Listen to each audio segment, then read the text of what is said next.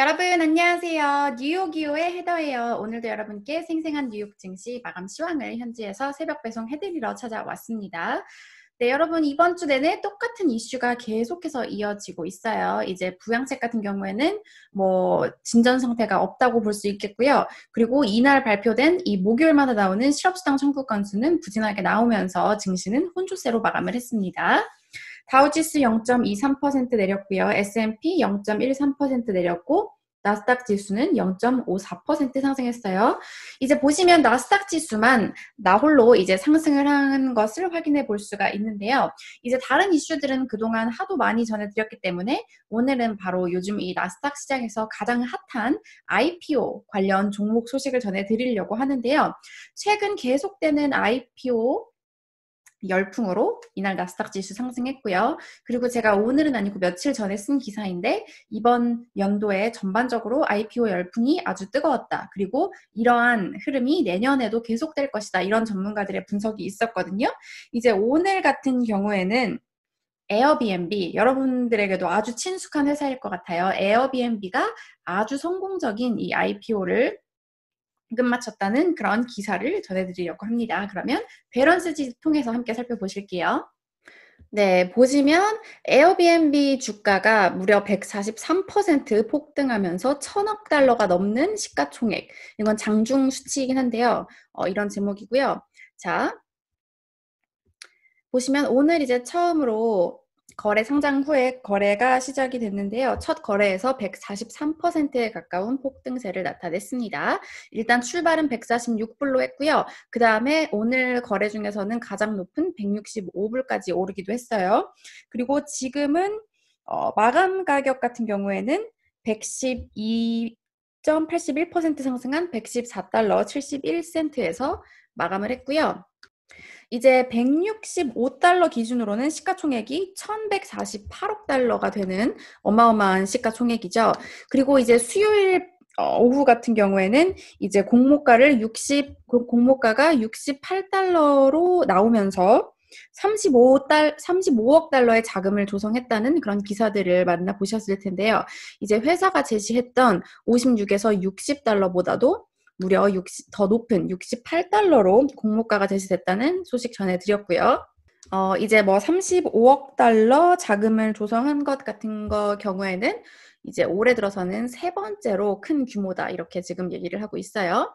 그리고 이제 어제 도어대시도 역시 성공적으로 이제 IPO를 단행했다고 전해드렸는데 도어대시의 34억 달러보다도 더 큰 규모라는 것을 알려드리고요. 이제 보시면 나스닥에 거래가 되게 되고요. 오늘부터 시작이 된 거죠.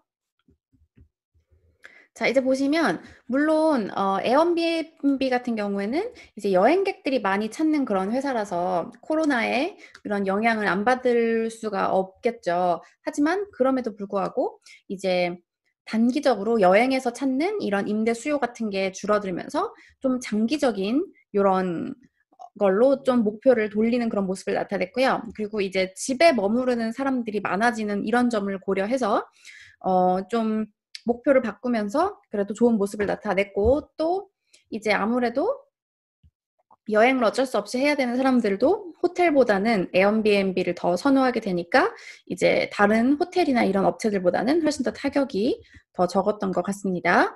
자, 보시면은 이제 월프 리서치의 제러드 쇼 자이언이라는 이 전문가가 어떻게 평가를 했냐면요.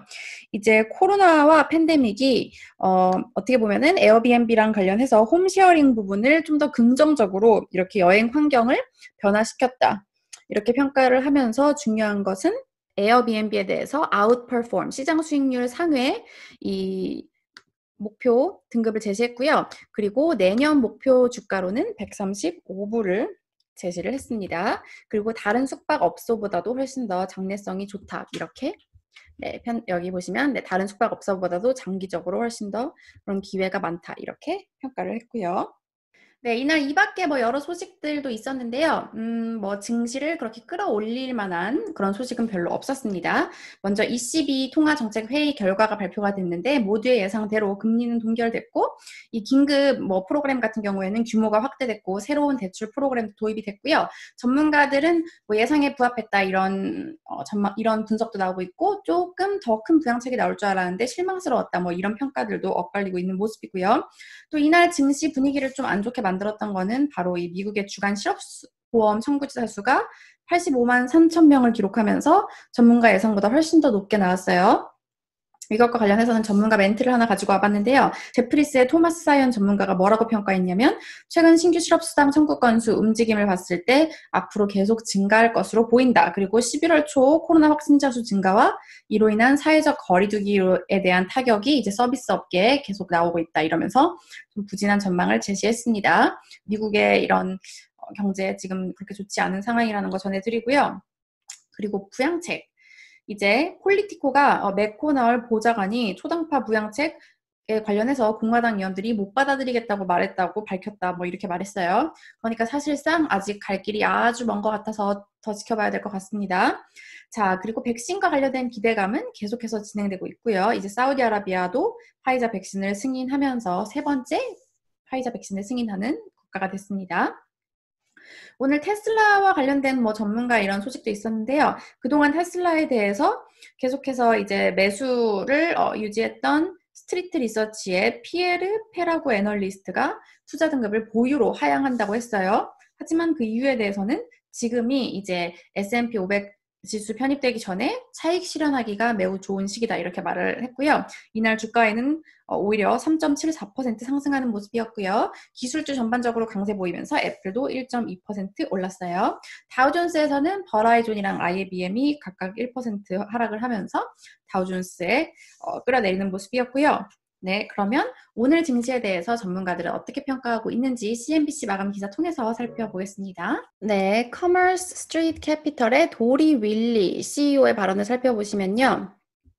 지금 증권거래소에서 뉴욕 증권 거래소에서 90%가 넘는 종목들이 200일 이동평균선 위에서 움직이고 있다고 해요. 그래서 밸류에이션이 그만큼 지금 많이 올라갔다는 그런 뜻이죠. 자, 그래서 이 사람은 어떻게 조언하느냐면 이제 지금 펀더멘탈 같은 경우에는 좀 좋지 않지만 terrible 사실 끔찍하지만 계속해서 이렇게 좋은 수익률이 나왔기 때문에 I think taking some profits and moving to cash 지금 차익 실현을 하고 채권이 아닌 좀 현금으로 차익 실현을 하는 것이 make some sense here 말이 된다고 생각한다 이렇게 평가를 했습니다. 네, 여러분 오늘 소식은 여기까지 전해드렸고요. 저는 내일 다시 찾아오도록 할게요. 내일 만나요.